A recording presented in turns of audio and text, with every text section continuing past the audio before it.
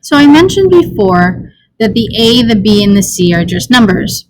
So to produce these special cases, the horizontal and the vertical line, one of those letters, A or B, needs to be 0.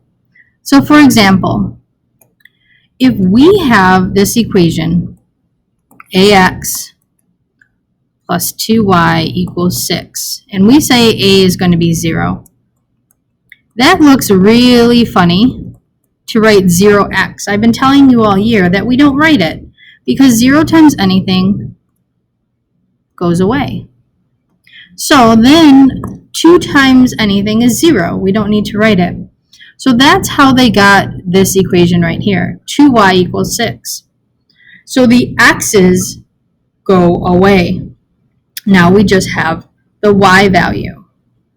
Now we need to solve for y, so we need to divide by 2.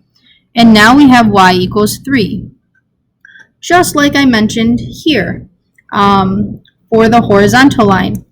It's going to be y equals a number. So we have this y-axis and we have this x.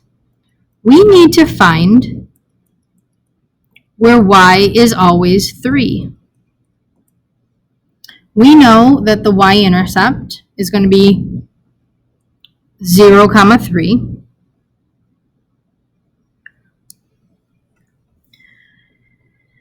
But here's the thing. That is just a point. They said we have to graph a line. A line is 2 or more points. So how do we get that? Well, the beautiful thing about a line is that it's made up of an infinite amount of points. We need to find where y is 3. Y is always 3 horizontally. So, for example, that point was 0, 3. The point right next to it is 1, 3. Point next to that is 2, 3. If you keep plotting those points, that is what creates a horizontal line. You can even go into the negative integers. Negative 2, 3. Everything that this horizontal line has in common is the y value of 3. Notice that's our equation of the line, y equals 3. So whenever you have y equals a number, it's a horizontal line. It goes left to right forever. Even if you want to go to 2,500, 3, it works. Now on the flip side, example 3, it says, what does the graph of ax plus b equals c look like when b is 0? So if we make b equal to 0, that wipes out the y in this case. So then we have to solve for x. X is going to be negative 2. Well, if you look up here, we know that it's going to be a vertical line because it's just x. The y's went away, or the y went away. So once again, I'm going to draw my x and y axis. And then I'm going to find on the graph where x equals negative 2. But they got us. It says graph the linear equation. Linear equation means a line. We just have a point. So where else on this graph is x equal negative 2? I can go up. That's negative 2, 1. I can go down. That's negative 2, negative 1. And the first point that we plotted was negative 2, 0. Notice what they have in common. Negative 2, negative 2, negative 2. Every single point that's on top of each other is going to have the same x value. That's why it's creating a vertical line. Now I would like you to do the try-its for example 3. Remember to solve for the variable. So here we're going to divide by 3. y equals -6. So we want to find on our line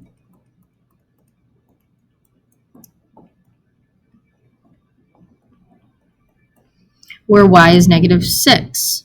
So we go down 1, 2, 3, 4, 5, 6, plot a point. Where else are y's -6? To the left is -6, because it's really -1, -6. And to the right, because that's 1, -6. So every point to the left and right will have the same y value. That's why it forms a horizontal line. And now we're going to divide by 4 on both sides here. We have x equals 3.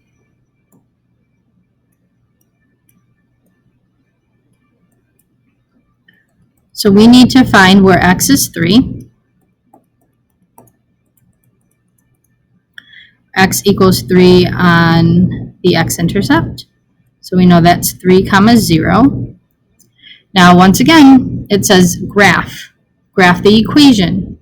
Equation needs to be a line in this case. Right now we just have a point. So if we go 2 spaces up, 3, 2, notice that my x's are still the same. Now let's see if I go down 2 and I do 3, -2. My x is still 3. What that is doing is creating a vertical line.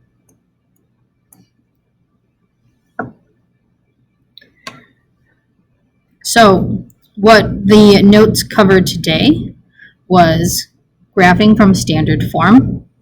When you graph from standard form, it is very important for you to find the x and y intercept. That is how you graph from this line. So you're only going to have 2 plotted points, even though the line is made up of infinite many, but we're going to be looking at the points for the x and the y intercepts. And then we learned about the special cases, the horizontal and vertical lines.